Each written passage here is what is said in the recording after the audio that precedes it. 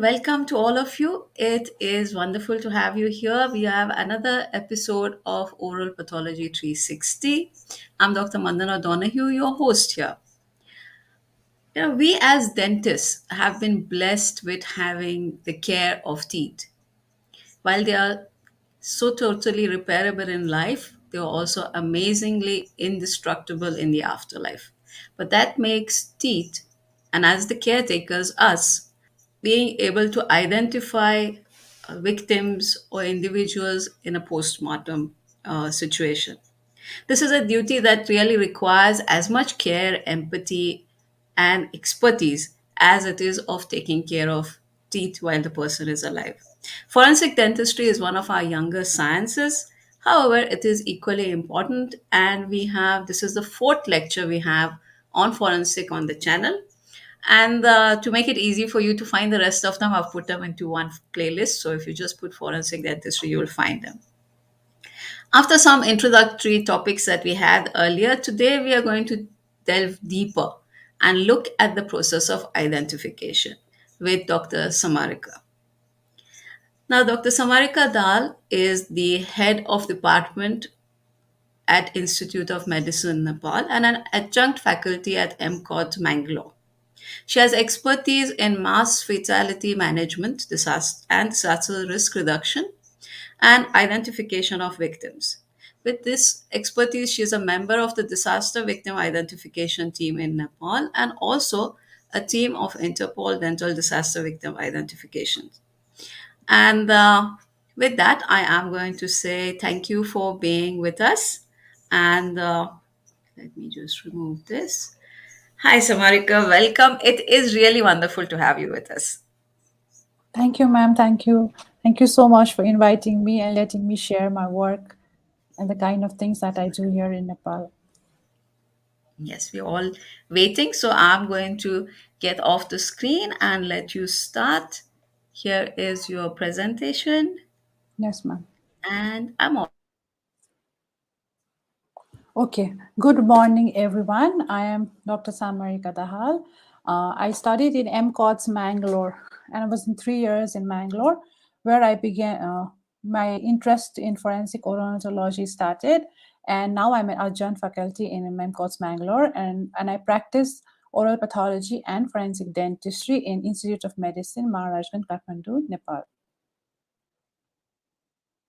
So today I'm going to tell you briefly on how an individual is identified during any disaster and what are the procedures that needs to be followed.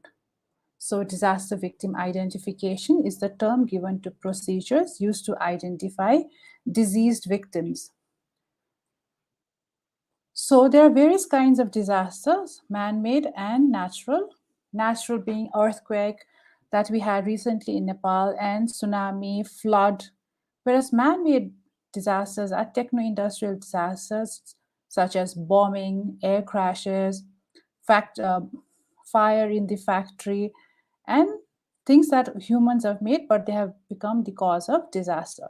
So these instances, people lose their lives, and when they are in a mass, there are a lot of people who lose their lives, and it is very important that we identify each one of them, treat them with dignity, and return it back to their loved ones because their families are still waiting for them to have them and do their final rituals.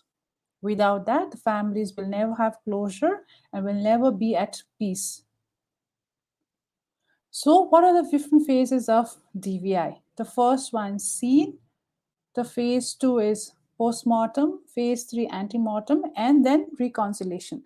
So, I'm going to discuss each of the phases one by one and discuss what we dentists do in these phases and what are our significant roles.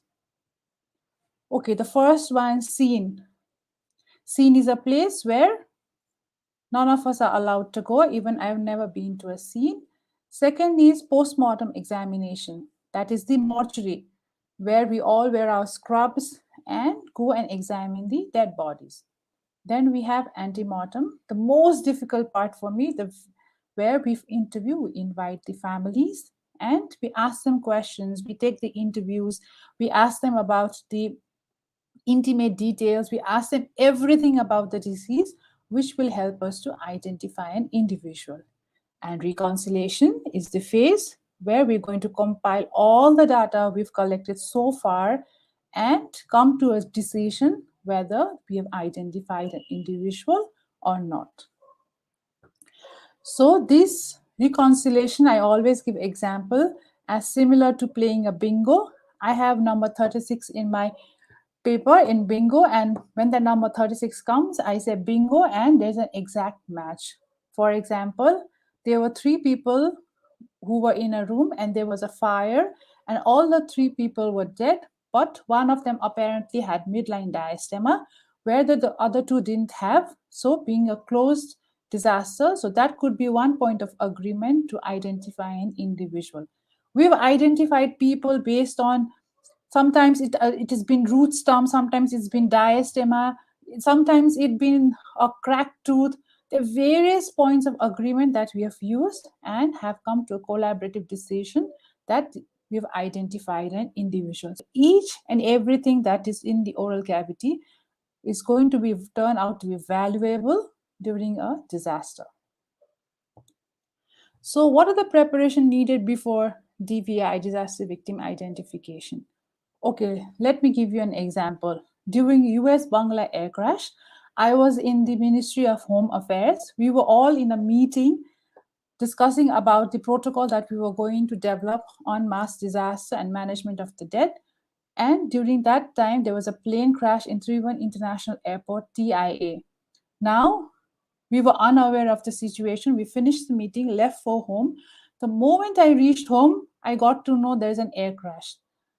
So whenever there is an air crash, sometimes there is a mass disaster, the preparation that we do is we already have a bag that's packed with all the forms that we needed. We have batteries, we have keys, we have munchies, we have snacks, we have everything that is going to need. We have pen that we're going to put it in a bag, and all the disposable gloves, you have all the disposable sets, disposable mirror, everything, and we take our bag and move towards the mortuary.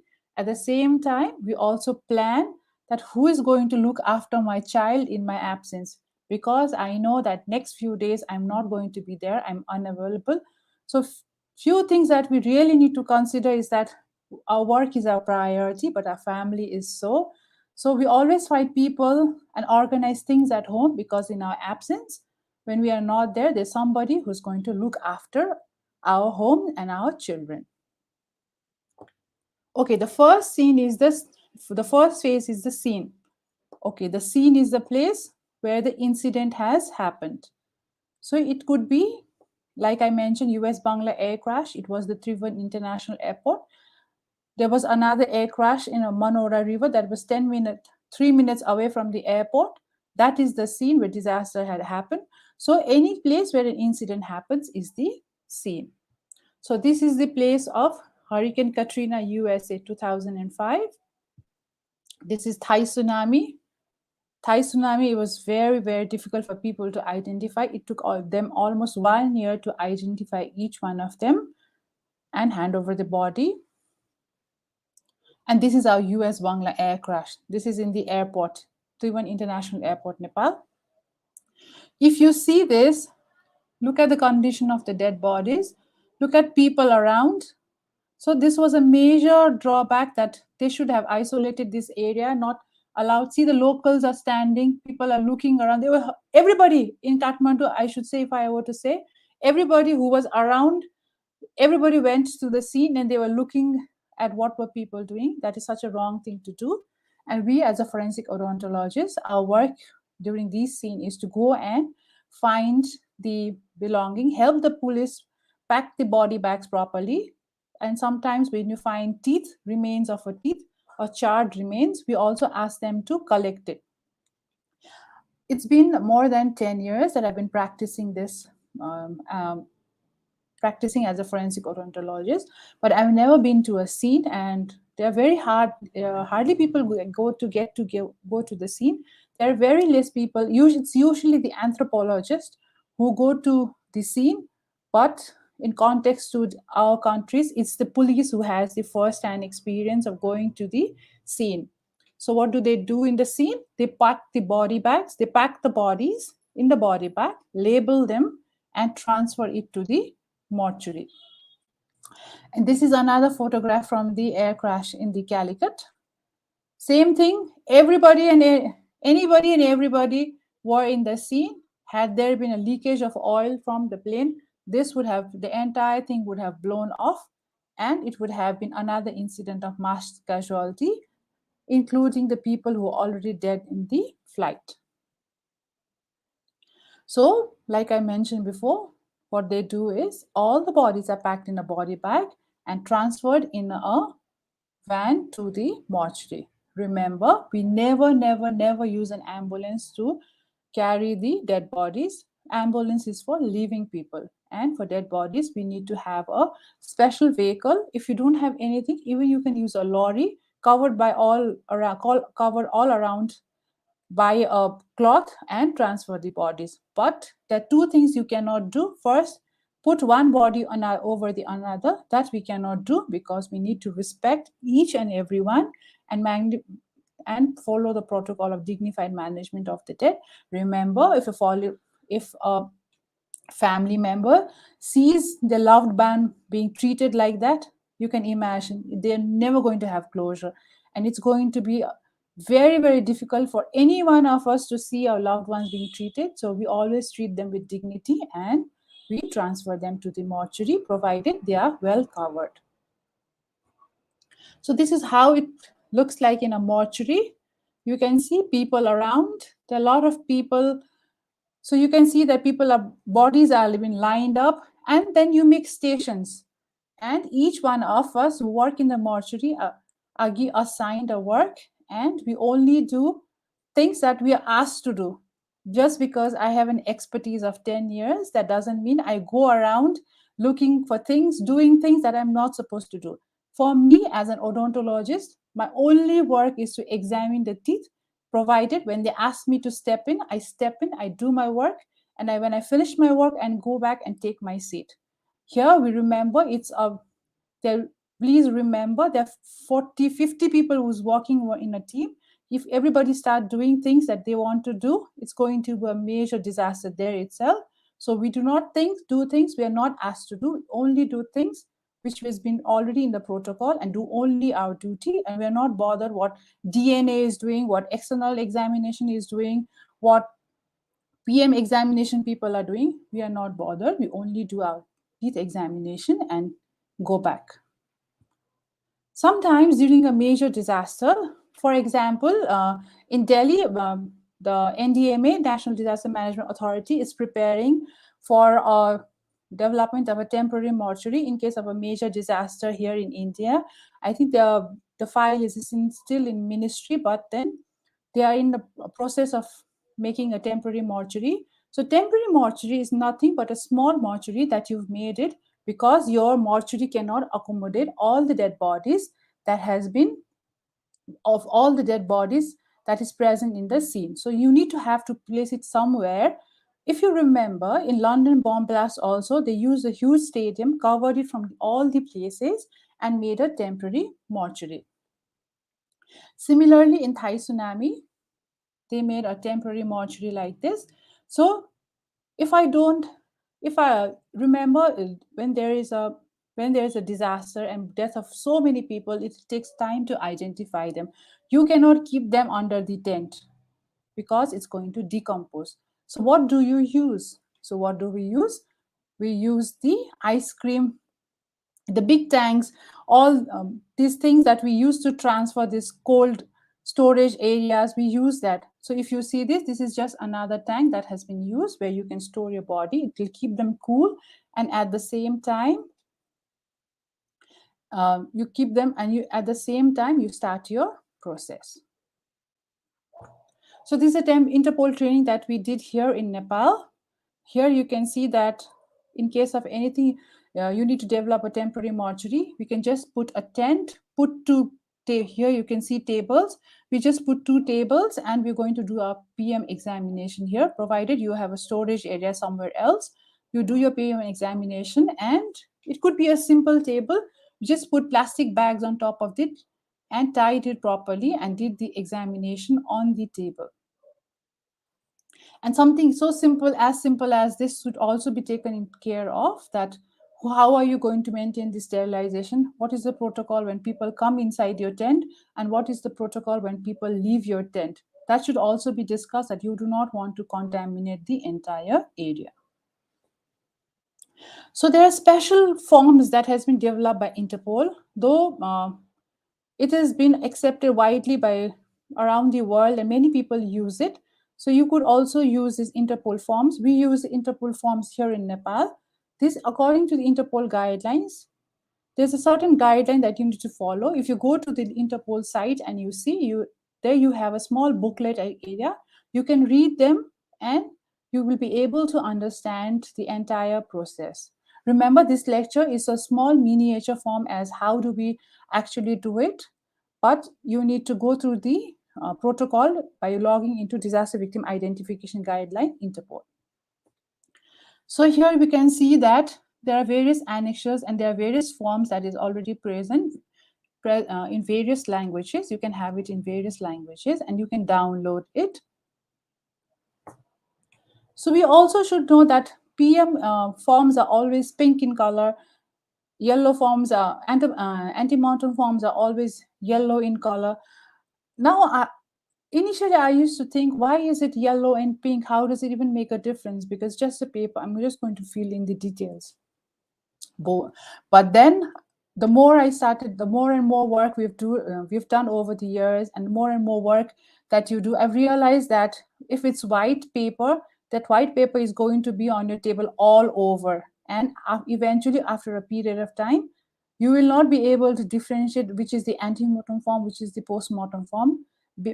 By making it color coded, such as yellow and pink, it's easier for your eyes to find the antemortem forms and the postmortem forms, because here you're not only identifying one person, here we're identifying hundreds of people, and you're just increasing your work by making it blank white.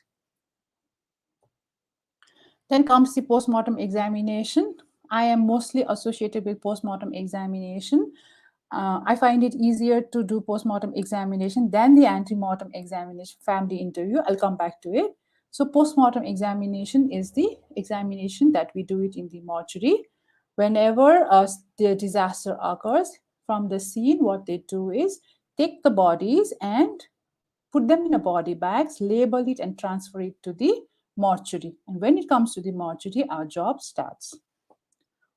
So in the mortuary, you need to have different stations. Here, it shouldn't be like your body comes in and then you put it in the stretcher and you do entire work in one stretcher and transfer the bodies. No, we do not do that. So when we do postmortem exam, when we do a DVI, we have a station. Station 1 is always external examination. External examination is where you going to examine the body from the outside. You're going to open the body bag and take out all the belongings, photograph it, put them in a clear bag, label it, seal it, and keep it. In one of the air crashes in Nepal, there were people from South India and they had a lot of gold in their body. So we also had to assure that their belongings are not lost. So what we did was take the belongings, put them in a clear bag, seal it, label it, and put it for the families to come and find it. Sometimes these belongings are also valuable when you have to do the identification. And sometimes you also need to take into consideration other than your standard methods of dental DNA and fingerprints. Then we have station 2. Station 2 is our DNA and fingerprint, where we collect the DNA and fingerprint, after which then we move it to station 3. Station 3 is postmortem examination. In postmortem examination, autopsy is done. So depending on depending on the disaster, for example, if it's a major earthquake, mega disaster, we do not do the postmortem. We only do external examination, DNA, fingerprint, dental, and identify an individual and hand over the body. However, if it's a plane crash, we need to do. It is mandatory that you do autopsy of the crew members to rule out, was there a cardiac arrest, was he under influence of alcohol, was it under the influence of drugs. So all these things needs to be ruled out. So that's why we also need to do autopsy. So depending on the situation, you decide whether we do autopsy or not. But in mega disaster, we do not do autopsy, we only do external examination. And then the station 4, our work. When entire team has finished their work, our work begins, and that's the odontology, where we do examination, dental examination. So here our work is to only examine the teeth and the associated structure. Here you're not supposed to find out whether the body belongs to Mr. X, a body belongs to Mr. Y. Oh, I had seen it in the photograph. He had a smile like this. Oh, this teeth looks like his teeth. No, it is not our work. PM team only does postmortem examination and document things that you see in the postmortem examination, and their only work is to examine, and we never do it alone. We always do it in pairs. That's the clear dentist and the dirty dentist. So when one dentist finishes the work, the other one is supposed to check it so that quality assurance is done. After which the body is moved and taken back to the store. So this is how a body comes from the scene. If you see, it's been numbered.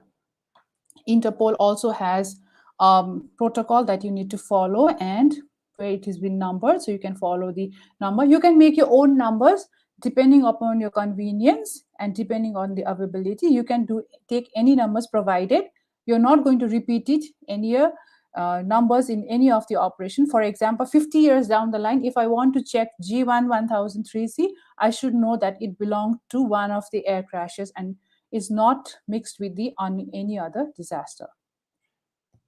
So this is an example of an external belonging. So you can see there's a scale, there's a number, and we photograph it. Nowadays, people take this selfie before they take into the flight. Those selfies have their own importance because I remember in US Bangla air crash, there were 2 bodies left to be identified. I remember logging onto the Facebook and going through his profile and checking if there was a selfie, if there was a smiling photograph of him. He uploaded before they took the flight. So this is another example. So anything and everything, the brand, the fabric, the color, everything is important when we do external examination. Then this is the DNA kit. You take the DNA and send them for. We always take DNA for all the bodies, no matter you're going to use it or you're not going to use it, because once you finish it and you hand over the bodies, you're not going to get it back. So as a SIM protocol, we always take the DNA. And this is the fingerprint that we use it. It has to be done. And nowadays, because Nepal has a national identity card, has our fingerprints in it. So we've used that, utilize it, and we've identified so many people based on fingerprints over the years. So that's me in the mortuary. So this is one of the publications that we've done in Nepal Airlines crash, where we examine the body. So this is how bodies come. You can very well see that there's some areas of burns and there's a trismus. It's very difficult to open their mouth. People only talk about how interesting forensic odontology is, how there's a lot of fame in forensic odontology, but people hardly tell you that how difficult it is. It takes your blood, your sweat, it makes you restless, sleepless nights after doing the operations. All this also has to be told when we tell the stories of a forensic odontology and DVI operation. This is another photograph. This case, I will discuss it at the end of the lecture, and I'm going to ask you, what do you think about the case? So this is another case, very interesting case. Seen maggots, but never seen so many maggots at the same time. So this is a case of a Nepal avalanche. After the earthquake, there was an avalanche, and these were the bodies that were recovered from the avalanche site. So this is also one of the publications that we did. It's in online, and here you can see that we also identified these. There were 2 bodies and identified both of them based on one point of agreement on dental grounds. So UV light. Your UV light is one of is my best friend, I should say, friends of all time, because here, if you see the first photograph, you can hardly see a restoration. So let me tell you, it looks like it's so easy. Examine the dead body, see the restoration, ask for antemortem records. If dentist has written the restoration's done, finished, we've identified. No, it's not that simple. You can see here in the photograph that there's hardly a restoration that I can see. And with limited accessibility, limited visibility, you can imagine the work that we have to do. But here, if you see with the UV light, the restoration is more evitable. And all and the various kinds of dental records that our dentist sends us, I will discuss that when we do antemortem. So PM forms are always pink 600S. So we write everything that's here. So it takes a lot of practice to master it. But when you need to start somewhere, once you start doing it, it's easier. So here you can see that nature of the disaster, place of the disaster, and we have a PM number, that is postmortem gives their own number and antemortem team gives their own number. So both the numbers cannot be same. So antemortem team had designed their own number and we give our own number. So we always tell them, write all the details that we see it in a dead body. Then comes the antemortem, the most difficult work. So antemortem is the data that we collect from people, from the families, the deceased families. So they are vulnerable, they are already stressed, it's very, very difficult to extract information and you cannot ask them leading questions. I remember in one of the incident, there was an 4 1 4 1 5 miss 1 5 missing and 2 5 missing, and we clearly knew that it was an orthodontic extraction. He was an American origin Chinese and Chinese origin American. Then we couldn't.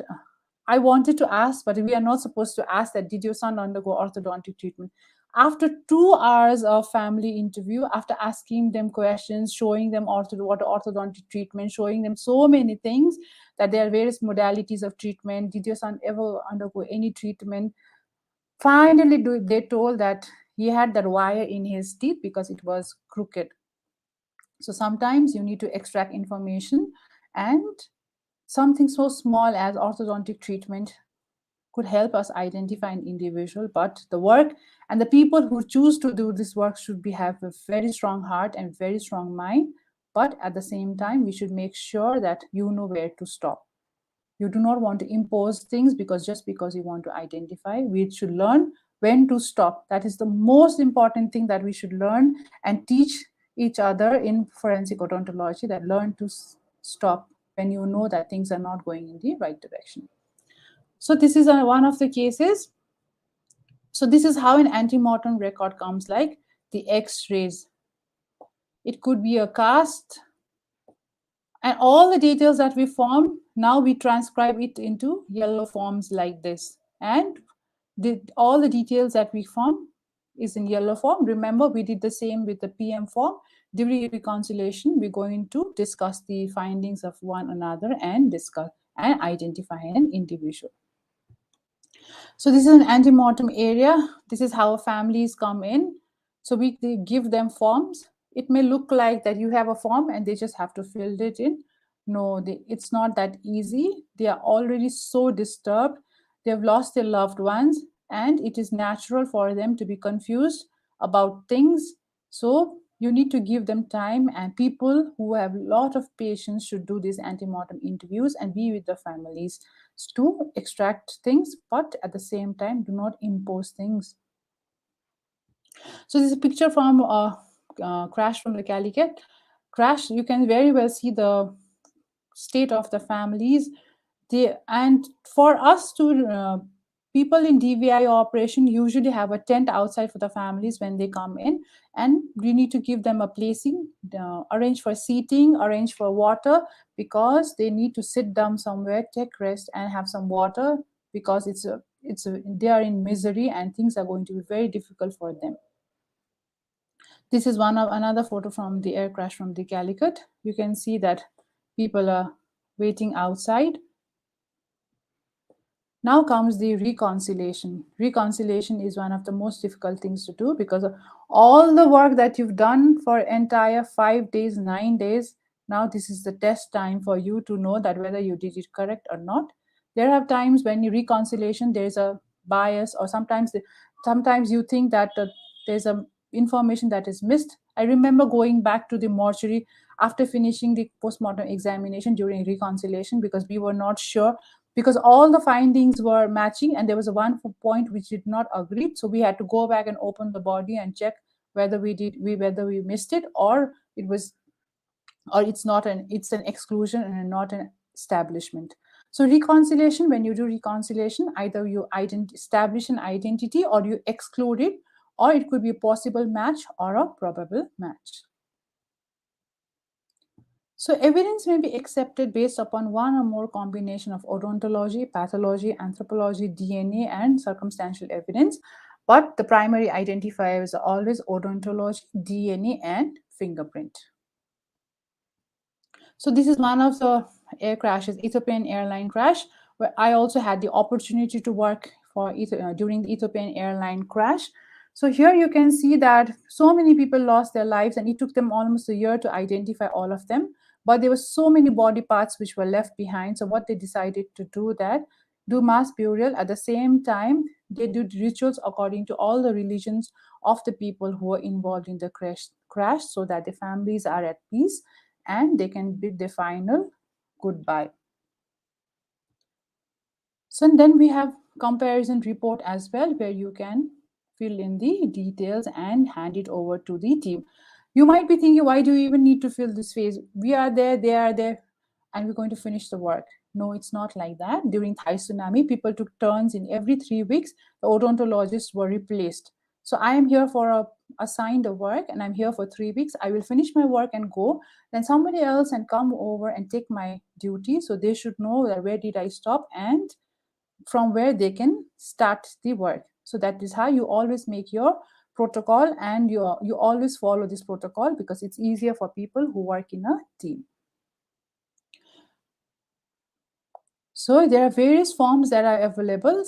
Like I mentioned, you need to fill in the forms and establish before the reconciliation, so that you, after reconciliation, you file it, because 20 years down the line you are not going to remember a thing. So if you want to go back and see the case, you already have a document and all the photographs and all the records that is available. This is again a photo from Calicut air crash. You can see that the people have put their names outside to know that whoever bodies have come in, and also in the hospitals people have put their name whoever come for treatment. This is one of the photos from US Bangla air crash. When we finished with the reconciliation, I remember sir calling the Maulana from the mosque, and 2 or 3 of them were there, and they were chanting their religious they were doing the religious rituals when we were embalming, so that when we handed over the bodies, the families were at peace, that all the rituals were followed properly and handed over when we handed it over the bodies. Now comes the debriefing. Debriefing is the time when we discuss the things that has come, that we've done in the all the operation, all the things that we've done so far. Now we need to discuss that whether we did it right, or what were the shortcomings or the limitations of the operation. So debriefing, people sit and say that when I was doing my case, you need to discuss what happened, what went wrong in antemortem. For example, antemortem, the family came in, but the person who was interviewed was imposing things. Or the family, when the families came in, there was nobody to attend them.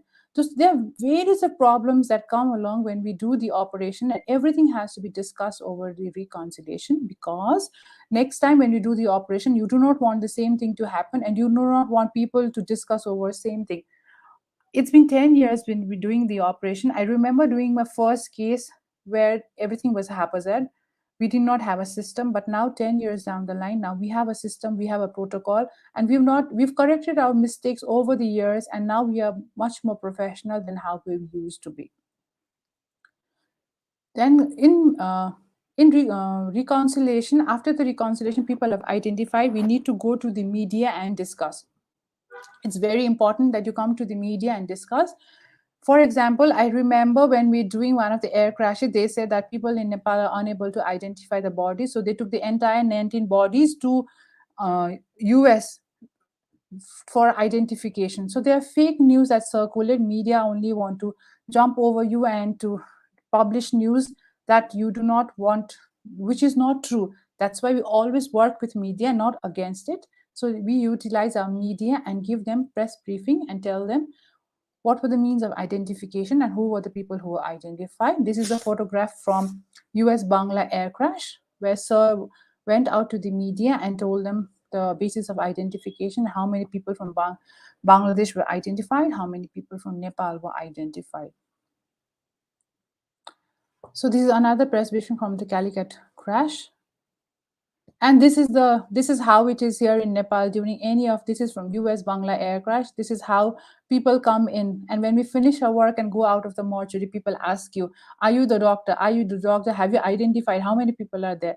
That's why we always change our dress and we always tell them that we are not from here, just to make sure that we are safe. So there should be a protocol, because for our safety as well, but police are not unable to handle these mobs who come in bulk. So there should be a protocol as well when we do DVIA operation.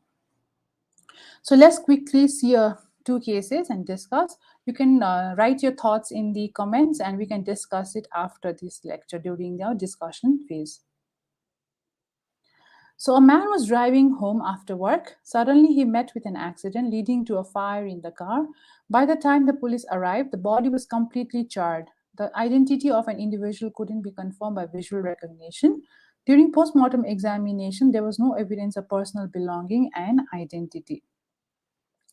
Dr. XYZ provided the OPG of the patient and on telephone mentioned that the deceased underwent orthodontic treatment. So one of the families came and told them that it could be our loved one, and they provided the treatment. So this is the X-ray. Please have a look at the X-ray, and I'm going to show you the postmortem examination photo as well. So this was the X-ray that was provided. So this is how it came in antemortem. Now let's see the postmortem. So this is the postmortem photograph. So do you think it is the same person whose antemortem record was provided? So please write, this is the antemortem and this is the postmortem.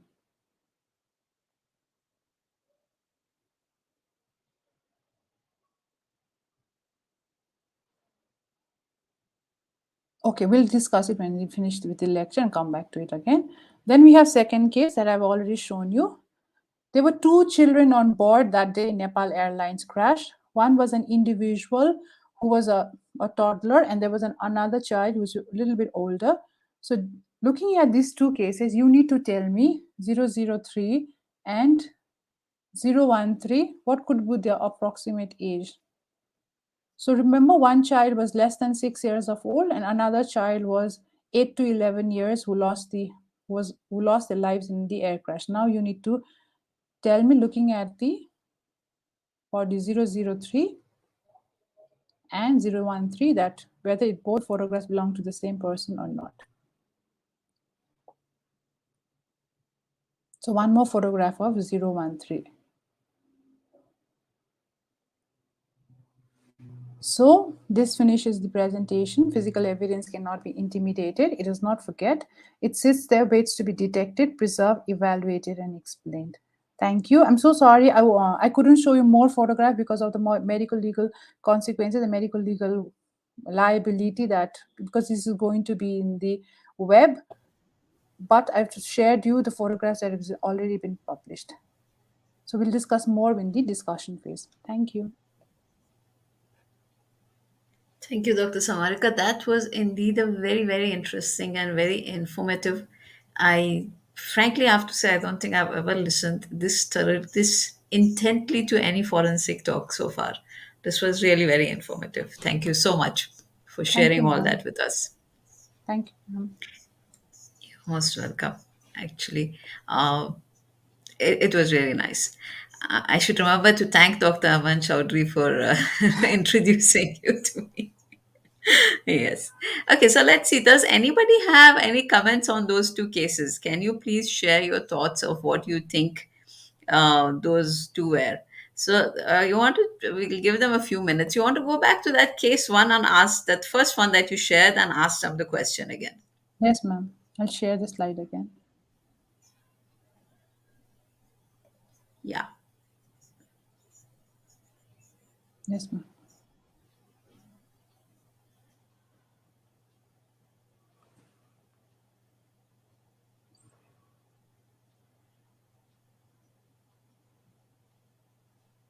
So So your this is question the was, yeah, please tell up the sorry. question again. Yeah. Yes, my question is: this radiograph belongs to this person or not? So did the family members correctly identify the individual? They claim that it could be their loved one. So during the mortuary, when did the body examination, dental examination, this is what we saw. So what do you think? Is he the same person looking at the radiograph?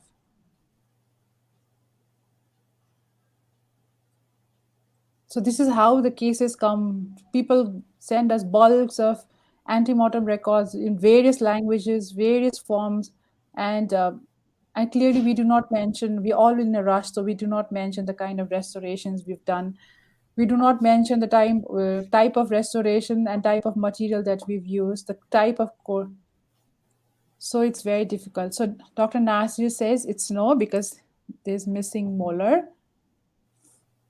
Yes. Okay.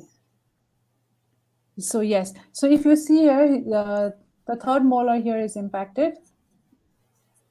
Yes, Jaw Silsar also says that the lower wisdom tooth does not match because if you see this is the horizontal impaction here, but here if you see the third molar is not evident and this has is already erupted into the yeah, as those also says that the position of the wisdom tooth does not match. That's correct, sir. So here is already erupted into the oral cavity. So these are small information, minor information, which is not, which has hardly any meaning. But then these are the small things that we have to look into when we do exclude or identify a probably possible or probable identification. Thank you, sir. And criminal bones also says that I don't think so. Then we have a case two. So what do you think? Which child is this? There were two children on board that day. One was less than 6 years of age, and one was more than 8 years of age. So which one do you think is 003?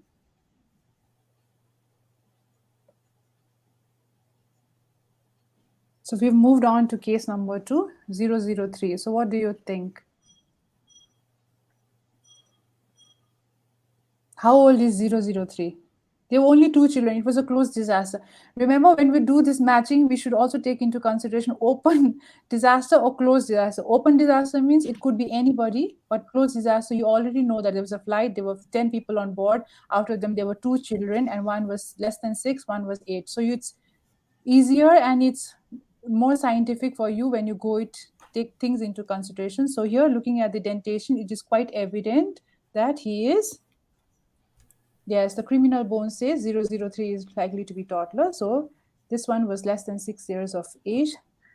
And another one was 8 2. Looking at it, was 013. It has a mixed dentation. So it's the other child. So we've identified people also based on children, based on the age estimation.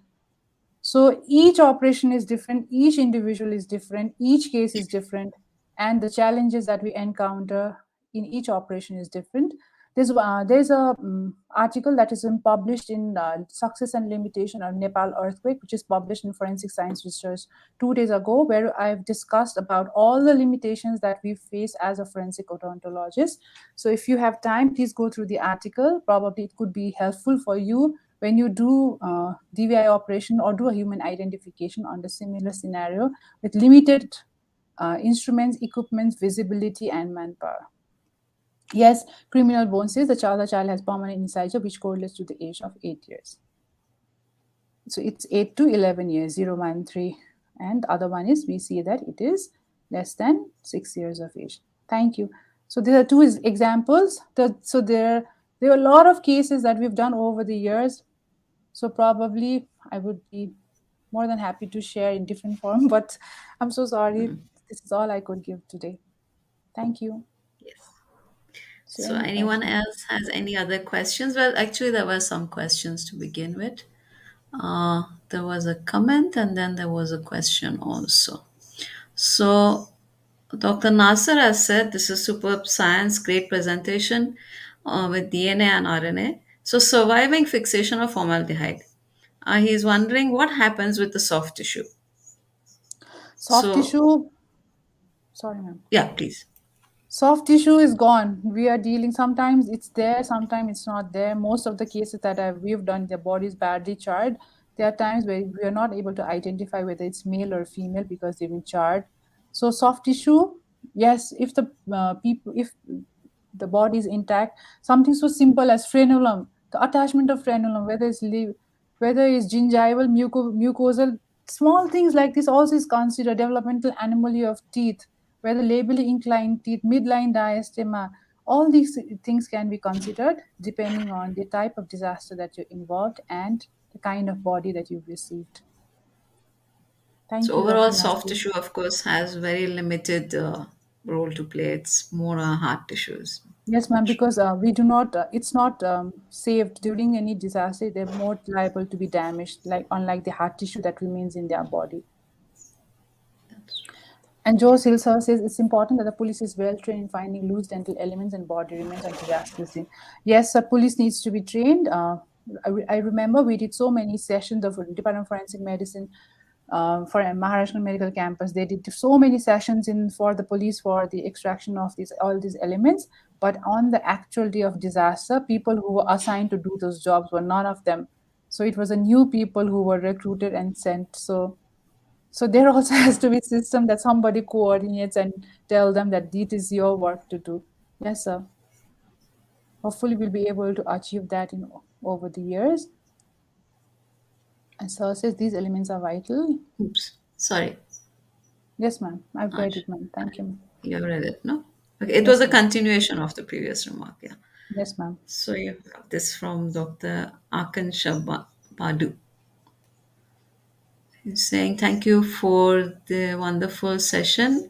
In case of car accident case, I think the victim and the antemortem record didn't match as the OPG provided by the family showed impact. Yeah, this is the answer to the last case, to your question. Yes, Yes, ma'am. correct.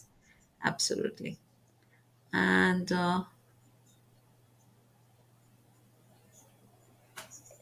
Dr. Jagdish says thank you and also says antemortem data is always important and essential to compare and conclude. Very true. Of course, we also have this is how can dental remains assess age? Okay, dental remains, you can only broadly classify it into three forms, whether it's a child or whether it's an adolescent or whether it's an adult. And something so simple like recession, attrition, and multiple missing teeth favors that the person is probably an adult and was in older age. But a child you can easily find out because the teeth are erupting. And adolescent, you know that they have healthy teeth and minimal the regressive alterations of teeth. So small things make a lot of difference in the kind of work we do. Very true. Yes. I really liked the point that you repeatedly said is that you cannot, sort of make suggestions to the patient's family. Even if you know the answer, you cannot put the thought in their head. They have to come out and say it. You cannot sort of put words in their mouth or even ask them openly. So, did the patient have orthodontic treatment done? That Yes, was a ma'am. very interesting point. Thank you, ma'am. We spent 2 hours trying to ask that question, and finally, that's why people who do it should be people who are very soft at the same time firm when they know ask question and know when to stop. That's the key. That's true. No, actually, I had never even thought about it. I mean, of the fact that, uh, I mean, something so specific. You're looking for this family's child, let's say, and you know that the child has orthodontic treatment, and you just want to be sure that, okay, this child has orthodontic treatment. To me, in my way of thinking, it would be the most obvious thing to just ask. So, was orthodontic treatment done? It's just as simple as that. I had never really thought about the other parts of it, that it's not as simple as that. Yes. Yes, ma'am. So, okay, I think we have no more questions. There were a lot of other comments also who all appreciated your talk. and it truly was great. And there seems to be a new comment. Yes, Dr. Selvi also says a very nice presentation. And Dr. Arpan Shah also said very nice presentation. Okay, now we will take the last two comments. One is, do tooth print help as fingerprint? I did a study in toothprint when I was in Bangalore, Okay. but no, I wouldn't stake my entire life, entire career, entire reputation on that enamel print when I already have fingerprint and DNA and odontological examination. So I wouldn't bet my entire career. And at the same time, you are also doing, when you identify an individual, you do not misidentify one. You always misidentify two, because once you give a wrong body to another family, you've obviously given it to another wrong family, to the second family as well. So I would never do that on the enamel print. So people have done researches, and I myself have done it, but for me, it's a no. So it's essentially not established as yet. Yes, ma'am. And there are a lot of loopholes which you cannot use it. It is not standardized, and you cannot depend on it and hand over the bodies, because once you make mistake, you make it too. That's very true, obviously. Yes. Okay, and here we have the last one. Have you adapted and calibrated the Gustafson's parameters for age determination on single teeth to the Nepalese population? No, sir, we've not done that so far, but hopefully it takes a lot of work to do the Gustafson parameter, but hopefully, sir, we'll be able to do it and have our population specific data. Right. Thank you. So, with this, let us just, I don't know if anyone remembers, but last week we had a giveaway. We are going to have another giveaway. Please just type hashtag oral pathology 360 and you will stand a chance at getting an entry, a free entry to the storytelling session that is there tomorrow. And why storytelling? Really, because we love dentistry, but we need to make others also love it. So it's just very simple, and the best way to do that is to be able to tell stories. In the meanwhile, I will give it a few seconds. But in the meanwhile, we have one last comment from Professor Hill. Yes, he says, lovely presentation and very shareable for all dentists. We are all potential forensic odontologists. Thank you. That is Yes, ma'am. true. I would like to add a small note here that you do not have to do forensic odontology to be an odontologist. Each dentist is capable of being an forensic odontology, and each dentist is capable of testifying people in court. So when I did my first case, I was just a dentist. I was an oral pathologist, and I did two operation DVI operation back to back with my knowledge of dentistry. Then only I later went to pursue my degree in forensic odontology. So we all are potential forensic odontologists, like Sir says, and each one of us is capable of doing it. So please reach out to me if you ever need any help to practice forensic odontology. I'm there and I can help you out, and I can even suggest you courses that you can join, certificate courses, whatever you need to enhance your skill and practice forensic odontology. Thank you. Yes, it's a wonderful science and definitely needs definitely needs more people there. And it's really a still I think amongst the youngest of our branches. So there's still so much happening. Although probably not that young anymore. Now I'm not sure how old is forensic odontology as such. Okay, yes, Criminal Bones, and I don't know, he or she is from, I think, Somalia. So that's a new place for us. Our lectures are watched by people from over 35 countries on an average. But Okay. every now and then we get one more person from a different zone, and that's always very nice. All right. So tell me, while we wait, Samarika, what do you prefer, forensic odontology or forensic dentistry? Um, I use both of them, ma'am. I am so forensic dentistry. I've used my named my department forensic dentistry because it's even for a layman to understand, even police to understand. Odontology is difficult for police people to like name it. So I have named it forensic dentistry. That it's easier for lawyers, the police people, people who work with us hand in hand. It's easier for them to tell us or name our department. True. I thought in the long run, maybe also more.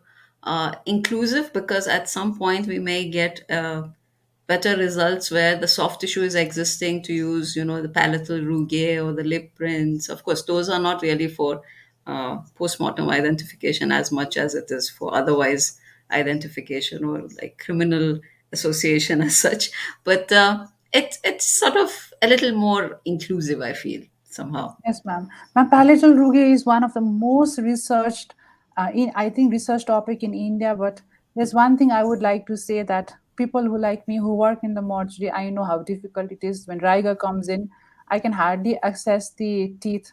Forget about the palatal rugae. So for me, I don't think I'll be able to use palatal rugae in identification, because of the rigor mortis, we will not have that accessibility to examine the rugae. I think it also depends on finally what part of forensic you're Yes, working ma'am. on.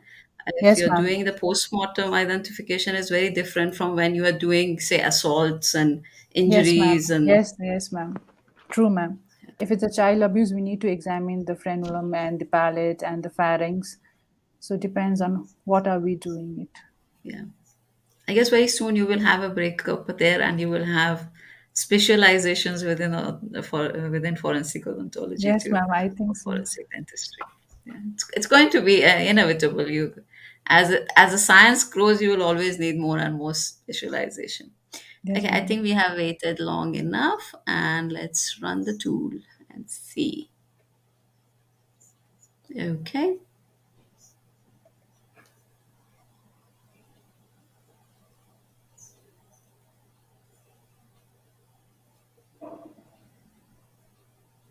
Wow. Okay, Dr. Badu, you are going to get, congratulations. You are going to get one entry to the event, and you will be able to join us tomorrow. I will send you a link. You will register and join us. Wonderful. Thank you. And let me continue with this. So, oh, sorry, before this, I have to finish with, okay, yes.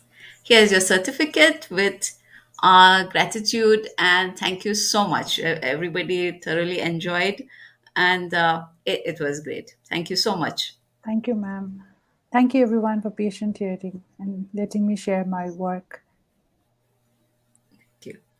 I have to say thank you to all of you for being there. As always, it makes all the difference. It is your turning up, you being here, and all the resource people who bring in the cases and the lectures that makes us keep going.